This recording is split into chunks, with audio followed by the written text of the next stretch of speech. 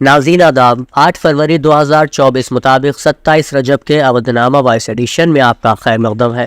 آپ سماعت فرمانے جا رہے ہیں اودنامہ میں شائع اہم خبروں کے خاص حصے۔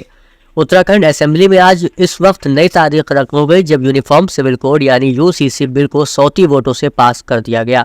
اس کے ساتھ ہی اتراکھنڈ اسمبلی ملک کی پہلی اسمبلی بن گئی جہاں UCC بل کو منظوری مل گئی ہے اور اب گورنر سے منظوری ملتے ہی یہ قانونی شکل اختیار کر لے گا۔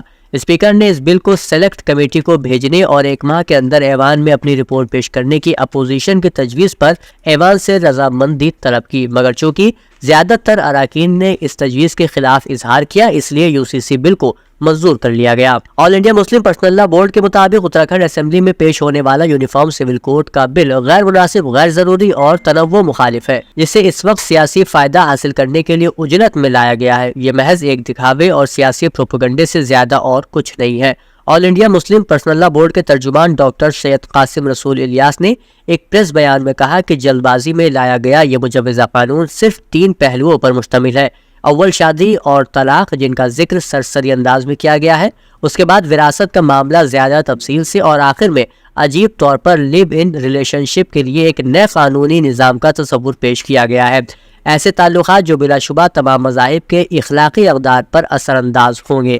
یہ مجوزہ قانون اس لحاظ سے بھی غیر ضروری ہے کہ جو فرد بھی کسی مذہبی پس اللہ سے اپنے آئلی معاملات کو باہر رکھنا چاہتا ہے، اس کے لیے ہمارے ملک میں اسپیشل میرج رجسٹریشن ایکٹ اور سکسیشن ایکٹ کا قانون پہلے سے موجود ہے۔ انہوں نے کہا کہ اس طرح یہ مجوزہ قانون دستور کے بنیادی حقوق کی دفعات 26، 25 اور 29 سے متصادم ہے، جو مذہبی اور تمدنی آزادی کو تحفظ فراہم کرتی ہے۔ NCP شرد پوار گروپ کو الیکشن کمیشن کی جانب سے نیا نام مل گیا ہے۔ یہ نام نیشنلسٹ کانگریس پارٹی شرد چندر پوار ہے۔ الیکشن کمیشن نے شرد پوار گروپ سے نئے انتخابی نشان کے متعلق بھی تجویز پیش کرنے کے لیے کہا تھا، جس کے لیے چائے کا کپ، سورج مکھی کا پھول اور چوتھا سورج تجویز کیا گیا تھا، لیکن انتخابی نشان کا فیصلہ فی الحال نہیں ہو سکا ہے۔ اس بارے میں الیکشن کمیشن نے جلد فیصلہ لیے جانے کی بات کہی ہے۔ وزیراعظم نریندر مودی نے اپوزیشن کے کچھ لوگوں کے ذریعے ملک میں خطے اور ذات وغیرہ کی بنیاد پر تقسیم پیدا کرنے والی باتیں پھیلائے جانے کی کوشش پر آج تکلیف ظاہر کرتے ہوئے کہا کہ ملک کی ترقی کے لیے اس طرح کی باتیں بند ہونی چاہیے اور اس سب کو مل کر کام کرنا چاہیے۔ مسٹر مودی نے راجیہ سبھا میں صدر جمہوریہ کے خطاب پر شکریہ کی تحریک پر بحث کا جواب دیتے ہوئے کہا کہ جمہوریت پر حملہ کرنے والی اور اپنے مفاد میں ملک میں دہشت گردی اور علیحدگی پسندی کو پنپنے والی کانگریس کی سوچ پرانی ہو چکی ہے، اور حیرانی کی بات یہ ہے کہ صرف 10 برسوں میں ملک کو 5ویں بڑی معیشت بنانے کی مودی کی گارنٹی پر وہ سوال اٹھا رہی ہے۔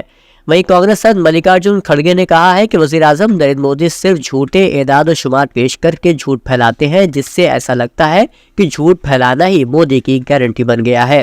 سماجوادی پارٹی کے صدر اکھلیش یادو نے کہا کہ RLD کے صدر جینت چودھری بہت سلجھے ہوئے انسان ہیں، وہ بہت پڑھے لکھے ہیں، وہ سیاست کو سمجھتے ہیں۔ مجھے امید ہے کہ وہ کسانوں کی جاری جدوجہد کو کمزور نہیں ہونے دیں گے۔ اس سے پہلے شیوپال سنگھ یادو نے کہا کہ جینت چودھری ہمارے ساتھ ہیں، وہ کہیں نہیں جا رہے ہیں، BJP والے افواہیں پھیلا رہے ہیں۔ ذرائع کے مطابق RLD نے BJP سے کیرانہ، امروہہ، باغپت، متھرا اور مظفر نگر سیٹیں مانگی تھی۔ BJP ان میں کیرانہ، امروہہ اور باغپت سیٹیں دینے کے لیے تیار ہے۔ متھرا اور مظفر نگر کی سیٹوں پر کشمکش ہے۔ BJP مغربی UP میں مسلم اکثریتی نشستوں کے لیے RLD کو راغب کرنا چاہتی ہے۔ وہیں RLD کے NDA اتحاد کو لے کر سیاسی گلیوں میں یہ بھی چرچا ہے کہ RLD متھرا، باغپت، بجنور سمیت 4 سیٹوں پر رضامندی دینے کو تیار ہے۔ اتر پردیش کے وزیر اعلیٰ یوگی آدتیہ ناتھ نے ودھان بھون میں واقع اسٹیٹ بینک آف انڈیا کے سیکریٹریٹ برانچ کے تجدید کاری احاطے کا افتتاح کیا۔ اس موقع پر وزیر اعلیٰ نے بینک کی تختی کی نقاب کشائی کی۔ انہوں نے آج جہانی سیکریٹریٹ ملازم کی اہلیہ کو 15 لاکھ روپے کی بیمہ کلیم رقم کا چیک پیش کیا۔ کانگریس کی بھارت جوڑو نیا یاترا راہل گاندھی کی قیادت میں بتاریخ 16 فروری 2024 کو بہار کے ساسارام سے اتر پردیش چندولی ضلع میں داخل ہوگی۔ یہ یاترا اتر پردیش کے 25 پارلیمانی حلقوں اور صوبے کے 20 اضلاع سے ہوتے ہوئے راجستھان کی سرحد میں داخل ہوگی۔ اتر پردیش کانگریس کے ترجمان ڈاکٹر ہلال احمد نقوی نے جانکاری دیتے ہوئے بتایا کہ اتر پردیش کانگریس کمیٹی کے مرکزی دفتر پر یاترا کی تیاری meeting all India Congress committee general secretary و انچارج اتر پردیش اویناش پانڈے، ریاستی کانگریس کے صدر اجے رائے، قومی سیکریٹری راجیش تیواری، ستیہ نارائن پٹیل، توقیر عالم، پردیپ نروال، नीलांशु चतुर्वेदी की मौजूदगी में मुनक्किद हुई। अवधनामा में शायद जहानुमा खबरों के मुताबिक हमास की जानिब से कतरी और मिस्री साजिशों को कैदियों के तबादले और गजा की पट्टी में जंगबंदी के लिए नए मुआहदे के हवाले से पेश किए गए जवाबी मसवदे के बारे में तफसीलात सामने आई है। बाखबर ज़राए ने इत्तला दी है कि हमास के तहरीरी जवाब में पहले मरहले में इसराइली जेलों में कैद 19 साल से कम उम्र की तमाम फ़िलिस्तीनी ख़वातीन और बच्चों की रिहाई के लिए 50 साल या उससे ज़ायद उम्र के तमाम कैदियों की रिहाई का मुतालबा किया गया है।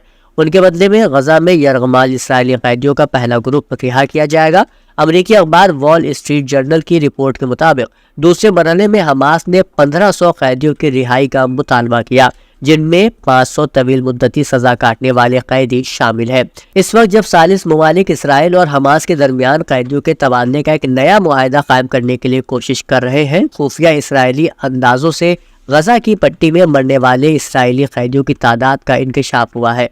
मुज़ाकरात से वाकिफ मिस्री हुकाम ने इंकशाफ किया है कि 7 अक्टूबर से हमास और दीगर ग्रुपों के हाथों यरगमाल बनाए गए 50 तक कैदी हलाक हो चुके हैं, जो इसराइली फौज की तरफ से गुज़िश्ता रोज जाहिर किए जाने वाले एदाद शुमार से कहीं ज्यादा है। गजा की पट्टी में जंगबंदी और कैदियों के तबादले पर तवील मुज़ाकरात के बाद कतरी वज़ीर आज़म और वज़ीर ख़ारजा शेख मोहम्मद बिन अब्दुर्रहमान आल सानी ने कहा है कि उनके मुल्क को हमास की तरफ से हंगामी मुआहदे के हवाले से मुस्बत जवाब मिला है। एक और खबर के मुताबिक गजा के खेमे में हवा की मदद से कामयाबी से बिजली पैदा करने वाले 15 साल फिलिस्तीनी बच्चे हस्सान अल अफ्तार को न्यूटन ऑफ गजा के नाम से पुकारा जा रहा है। गैर मुल्की खबर रसा इदारों की रिपोर्ट्स के मुताबिक इसराइल की जानिब से बढ़ती हुई बमबारी के नतीजे में गजा पनाहगुज़ीन कैंपों में रहने वाले फिलिस्तीनी पानी और बुनियादी सहूलियात के अलावा बिजली की सप्लाई से भी महरूम हो गए हैं। फिलिस्तीनी अपनी मदद आप के तहत एक दूसरे की मदद करने में मसरूफ है। इसी दौरान 15 साल हुसैन अल-अत्तार ने भी मदद करने की ठान ली और हवा के जरिए बिजली पैदा करके सबको हैरान कर दिया। हुसैन ने बिजली पैदा करने के लिए डायनमो और ब्लेड का इस्तेमाल किया। इसकी ख्वाहिश थी कि बैटरियों जैसे मजीद आलात होते ताकि बिजली से 24 घंटे फायदा उठा सकते। अवधनामा में शाये मज़ामीन को मुकम्मल तौर पर पढ़ने के लिए अवधनामा की वेबसाइट www.awadhnama.com पर विजिट करें और ई पेपर पर क्लिक करें।